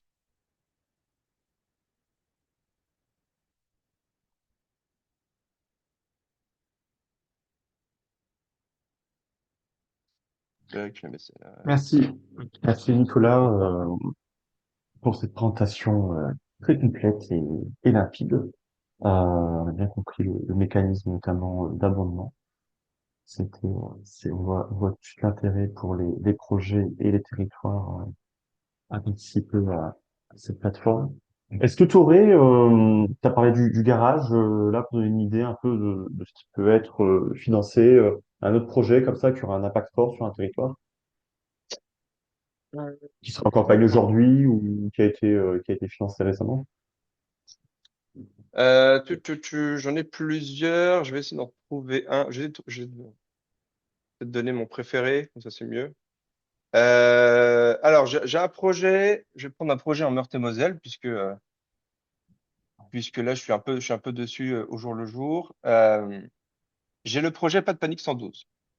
Le projet Pas de panique 112 a été monté par une médecin urgentiste qui a remarqué que en France, malgré tous les défibrillateurs qu'on pouvait mettre, on était dans les pays d'Europe où on avait le moins de personnes formées aux gestes de premiers secours. On était un peu une exception européenne. vous allez avoir même l'Espagne, l'Italie, l'Allemagne, où vous allez avoir 60 et 80 personnes qui sont formées à l'équivalent du SST. Et d'ailleurs, l'idée des défibrillateurs, hein, c'est une idée qu'on a piquée aux Allemands. Et donc, cette médecin urgentiste, elle a dit, bah, moi, je vais faire de la prévention, je vais faire de la prévention, de la formation, de la sensibilisation dès le plus jeune âge. Et elle a inventé des kits pédagogiques pour les 3-14 ans. Avec, du coup, c'est un kit pédagogique totalement autonome qu'un professeur peut utiliser donc en primaire ou au collège, ou qu'un membre de l'asso Pélix 112 peut utiliser. Et l'idée, c'est d'apprendre les gestes de premier secours aux enfants, pour que même les enfants sachent faire des gestes de premier secours. Et donc, suivant les gestes de secours et leur complexité, il y en a qui vont faire du 3-6 ans, 8 ans, 9 ans, 14 ans. Et ça va vraiment de tout. Il y a les malaises, il y a les saignements, il y a l'étouffement, et voilà. Et c'est vraiment adapté pour que même des enfants sachent faire des gestes de secours. Et derrière, on se doute que ça fera des adultes aussi très sensibilisés sur la question. Elle a été financée par Est Incendie, qui est une boîte patriotique de sécurité, et va lancer sa campagne en novembre. Et le patron de Est Incendie, il a financé ces structures-là uniquement pour des raisons morales. C'est-à-dire que le porteur de projet, enfin, le chef d'entreprise, c'est un projet qui lui tenait à cœur. A priori, de ce que j'ai compris, c'est quelqu'un qui a monté sa boîte Est Incendie également pour des raisons morales. Et ce projet-là, bah, du coup, il l'aime bien, il le soutient, et c'est vraiment une question d'affinité de l'entrepreneur.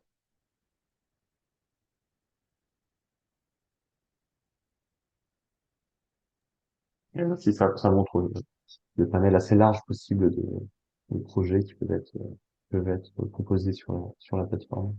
Est-ce Ah, qu'il y a j'en d'autres ai, questions? sur la plateforme, on a vraiment tout. Là, j'ai une asso qui travaille Ouais. sur l'accès aux soins pour les patients hospitalisés, une autre qui fait la Mm. distribution alimentaire pour les étudiants. On est vraiment très large, mais ça reste dans le social et solidaire. Allez. S'il n'y a pas d'autres questions, on vous propose. Alors, on devait avoir une intervention, l'administrateur de Terre de Liens, mais qui a dû nous quitter en avance. Donc, on n'aura pas, mais quelques mots sur Terre de Liens de la part de Monsieur Caps sur le département. Et on voulait vous proposer aussi un petit focus sur une modalité de financement un peu particulière que sont les clubs cigales. On n'a pas pu les faire intervenir ce matin, mais on voulait faire un tour d'écran éventuellement. Donc, je sais pas, Catherine, si tu veux nous parler un peu des clubs en Meurthe-et-Moselle, si il y a un soutien particulier du département sur les clubs cigales qui sont présents. Monsieur Caps les citait tout à l'heure, mais il n'y a peut-être pas plus. Alors, non, non, non, il y a pas de soutien en tant que tel, hein, il n'y a pas d'aide, mais on le Mhm. valorise et on le prescrit. Et ben, Là-dessus, oui. il y a pas de souci, voilà. Et il est présent au village des solutions de demain, comme l'a dit Anthony Caps. Et y compris sur le fonds de dotation, on ne participe pas au fonds de dotation, mais bien Oui. souvent, on en fait la sensibilisation, la valorisation, et on travaille au niveau territorial, en Ouais. proximité, avec les acteurs qui portent sur ce fonds de dotation-là pour essayer de cibler au mieux. Mm. Et on monte aussi toutes des dynamiques territoriales, notamment avec Flavien, là, autour de l'inclusion, le travail pour handicap, etc., etc. Enfin, c'est un outil qui nous permet de faire beaucoup de choses au Ouais. niveau territorial également. Mais pour en revenir à la question sur les cigales, non, pas d'aide particulière. Par contre, c'est Mm. un En tout outil, cas, nous, sur lequel voilà, on capitalise mm. sur nos actions dans le cadre de l'écosystème. D'accord. Oui, non, mais c'est déjà un rôle ouais, Mm, mm, du mm. département qui est vraiment précieux pour Et les pour acteurs en qui revenir ont besoin de à la, visibilité. voilà, et pour en revenir à la question de M. Katz tout à l'heure, ben non, je crois qu'il est parti. En fait, on sait les ficelles à tirer pour essayer que le département aille plus loin que la simple cotisation à la monnaie économique locale. Voilà, et les choses existent et j'entends la réponse qui lui a été faite, mais pour autant, on se heurte quand même bah voilà, les services des finances ou les services juridiques n'ont pas que Mm. ça à faire. Ça Mm. demande énormément de travail pour peu. Enfin, voilà, il y a voilà, et chacun, voilà, je serais peut-être aux finances ou au service juridique, j'aurais exactement la même approche en disant que, voilà. Je leur donnerais certainement plus de travail à faire. Voilà, c'est aussi ça qu'il faut prendre en compte. Alors, voilà, pour être, il faut ramer quand même, hein. Voilà, pour être Ben, il y a des... complète par rapport à la Enfin, c'est réponse des qui était enjeux, apportée. voilà. Ouais, Voilà. tout à fait. Non, c'est des enjeux de sensibilisation, de Oui, transversalité entre oui, les services qui sont pas oui. évidents, et de priorité aussi, comme vous Bien dites. sûr, bien sûr. Forcément, si c'est pas la priorité dans un service qu'on peut comprendre aussi, euh, il faut, voilà, c'est un travail de Voilà. longue haleine pour bien faire comprendre les enjeux et lever les possibilités Mhm. dans la Mais collectivité. je reprends l'exemple de Sandra qui avait fait intervenir peut-être quelqu'un qui avait plus le langage, qui Oui, permet aussi et d'ouvrir davantage de portes pour tout à fait. faciliter d'une manière très opérationnelle l'utilisation des monnaies voilà, au sein de la collectivité. Non, sur ce sujet, sur d'autres, c'est que tout de suite, quand on a l'exemple d'une collectivité qui a mis en place des choses, et qui a su lever des freins, Mhm, et qu'on a quelqu'un qui vient témoigner et qui vient parler aux collègues du service concernés où ce blocage se tient, c'est sûr que mhm, ça permet de faire avancer un peu plus vite les choses. Une mhm. question enfin, de langage. Donc une question de langage, bien sûr, mais il y a une question de discussion qui peut s'entamer. Et là, voilà, on peut potentiellement lever les blocages. Je vois dans le chat Madame Buatois qui propose deux exemples. Alors Madame Buatois est à la région Bourgogne-Franche-Comté, mais on n'est pas sectaire. Dans les clubs, on peut très bien sortir des frontières de la région. Est-ce que vous voulez nous dire un mot sur les exemples que je vous présentais dans le chat ou ouais, je vois que vous activez la caméra. On a un peu de ça.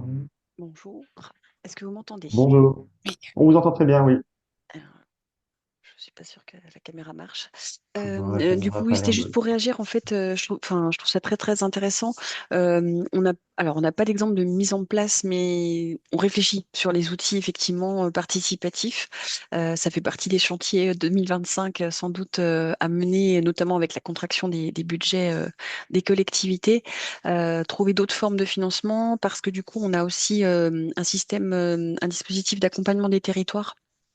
À faire émerger des projets à vocation économique. Et du coup, l'objectif, c'est aussi d'avoir des outils un peu souples qui peuvent être mobilisés et sur lesquels les habitants, les citoyens des territoires peuvent en fait finalement s'engager.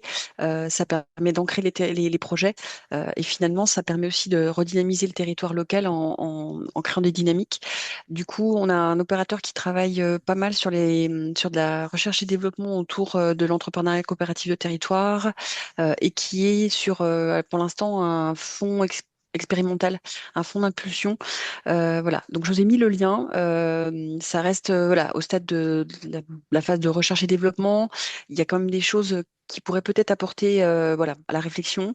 Et n'hésitez pas à les contacter. Ils sont assez preneurs aussi des exemples qui existent et puis d'analyser effectivement ce que ça a pu engendrer, ce que ça peut nécessiter comme moyen à mettre en place en amont. Et puis nous, on a juste financé effectivement les cigales sur la structuration de leur activité et de l'association régionale, ça reste un peu compliqué. Ça nécessite en fait finalement beaucoup de temps bénévole. Et du coup, on sent que c'est assez difficile dans la durée à mobiliser. Donc, c'est un sujet en fait sur l'engagement et comment on peut travailler sur le long terme, nous avec des budgets qui sont annuels et en face des structures qui n'ont pas toujours les ressources salariées pour structurer dans la durée. Donc voilà, c'était mes deux remarques. Merci pour les précisions.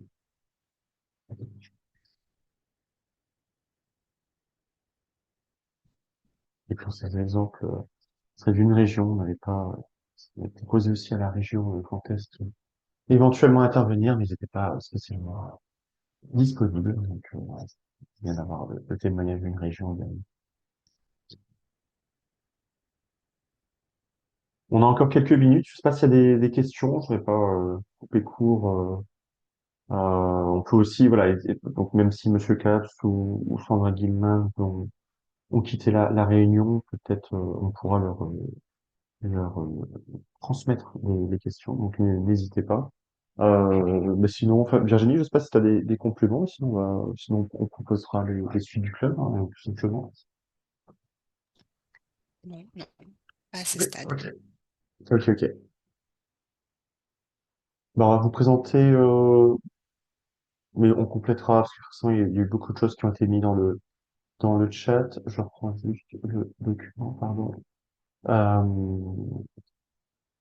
on vous a préparé bah, quelques ressources qu'on a utilisées là pour, euh, pour préparer la séquence et pour vous donner quelques éléments. Alors, on complétera avec on a bien pris hein, pardon, excusez-moi, je prends le document. Ouais. Euh, On a bien pris les ressources qui étaient indiquées dans le chat et les différents liens. On pourra les compléter dans le support qui vous sera envoyé par la suite. Donc évidemment, bah, le site de FER hein, qui est le réseau de référence sur la finance solidaire, vous pourrez trouver le barème et des études sur le sujet, des focus sur les collectivités notamment. Le site du mouvement Sol qu'on a cité, la fiche du kit du RTS. Alors ça, on va se servir des témoignages de la matinée euh, ou des structures qu'on a repérées qui pouvaient pas spécialement intervenir pour euh, sur la fiche finance solidaire et monnaie locale complémentaire pour en faire une déclinaison en région Grand Est. Ça va nous prendre quelques jours pour vous proposer une version finie, mais on va s'y atteler pour avoir vraiment un document qui soit adapté avec des exemples de la région. Il y a le site, mais je te laisse peut-être pour les deux derniers, Virginie, je te laisse peut-être la parole, tu les connais mieux que moi. Alors, le site Acheter responsable Grand Est est un site qui répertorie une banque d'acteurs de l'économie sociale et solidaire qui propose des biens et des services, donc avec un moteur de recherche qui permet aux uns et aux autres, en fonction des territoires, de pouvoir présélectionner les acteurs, et puis vous avez leur offre de biens et de services qui est explicitée. Également, tout un tas d'articles que vous pouvez trouver sur la thématique des agents responsables, la possibilité également de vous inscrire à une newsletter mensuelle. Et puis, donc, la dernière ligne concerne le site du mois de l'économie sociale et solidaire, puisque vous avez la possibilité dès à présent d'inscrire les événements que vous organisez en lien avec l'économie sociale et solidaire ou inciter les acteurs de votre territoire qui le feraient à s'inscrire. Donc, vous avez la possibilité d'inscrire des événements jusqu'à la première semaine de décembre. Donc, c'est bien l'occasion de mettre en avant l'économie sociale et solidaire sur votre territoire. Merci, merci Virginie. Et on vous invite au prochain temps organisé soit différents acteurs. Donc, pour rappel, plutôt pour les adhérents du RTES, on a une rencontre dans un mois, le 14 novembre, au Palais du Luxembourg. Donc, un colloque intitulé l'ESS, un cap pour une transition juste dans le territoire, donc qui est organisé par le RTES et trois sénateurs, euh, et qui nous permettra aussi de faire le point sur les lois ESS de 2014, pour aller très vite. On a une rencontre la semaine suivante, pardon, le 21 et 22 novembre, euh, sur le sujet des monnaies locales complémentaires, pour rester sur la thématique de la finance solidaire. Donc, c'est la rencontre nationale du mouvement Sol, auquel le RTES est partenaire, pour laquelle le RTES est partenaire, pardon. Et donc, il y aura les 21 et 22 novembre à Montpellier. Et, euh, et je ne sais pas, donc, il y a une rencontre à Reims sur la finance Oui. solidaire. Je ne sais pas si Nathalie Marié est connectée encore, mais si elle veut en dire un mot. Euh, et sinon, Est-ce Virginie, toi, tu as peut-être les éléments. est-ce que tu pourrais faire attention parce que le diaporama n'est pas sur la bonne page pour les participants du coup? Ah, bah, je suis sur le prochain Oui, oui, parce rendez-vous, que pardon. on est encore sur les ressources là. Ah, alors attends, je remets, parce que j'ai dû avoir un bug. Voilà, merci beaucoup. Voilà, c'est bon, là? Ok, ok. J'ai pris en compte le passage. Voilà, je vous remets les dates sous les yeux. Euh, donc, une rencontre sur à Reims le 27 novembre euh, sur la finance solidaire. Donc, voilà, des exemples concrets autour du Grand Reims. Et Virginie, pour la dernière, je te laisse peut-être Et puis en la parler. conférence régionale de l'économie sociale et solidaire en Grand Est à Besançon, tout près de la gare TGV, donc au village Baïséa de 9h30 à 16h30 avec des thématiques autour, bien sûr, on va revenir rapidement sur les 10 ans de la loi ESS, puisque c'est l'anniversaire cette année. On parlera également de la problématique du modèle économique des structures de l'économie sociale et solidaire et aussi d'innovation sociale. Et puis bien sûr, c'est aussi le lieu où on va remettre les prix de l'ESS et dans lequel vous pouvez faire aussi pas mal de réseaux puisqu'on attend une centaine d'acteurs sur cette manifestation. Merci, merci Virginie, merci à toutes et tous pour votre participation. On reste bien sûr à votre disposition si vous avez moindre complément, questions qu'on pourra transmettre aux intervenants. On revient vers vous dans quelques jours, on revient très rapidement déjà avec un premier questionnaire à remplir pour avoir votre avis sur la rencontre, sur les suites à donner. Et, euh, et dans quelques jours, le temps qu'on rédige, eh bien, avec le compte rendu et les ressources de la rencontre. Et on se retrouve alors aux différents temps qu'on vous a cités en novembre notamment. Et puis par la suite, pour les prochaines rencontres du club, en 2025, on aura un programme qu'on va travailler avec Virginie pour 2025 sur la base du questionnaire que vous aurez rempli pour choisir les thématiques qui vous intéressent. Et on pourra se retrouver dans ce même format, soit visio, soit en présentiel, s'il y a des possibilités d'accueil dans des collectivités, sur des territoires qui peuvent inspirer sur la thématique. C'est aussi des formats qu'on peut organiser euh, dans le cadre du club des collectivités locales pour l'ESS en Grand Est. Encore merci à toutes et à tous pour vos interventions, pour vos questions, pour votre présence et je vous dis très bonne journée, à bientôt. Merci à vous.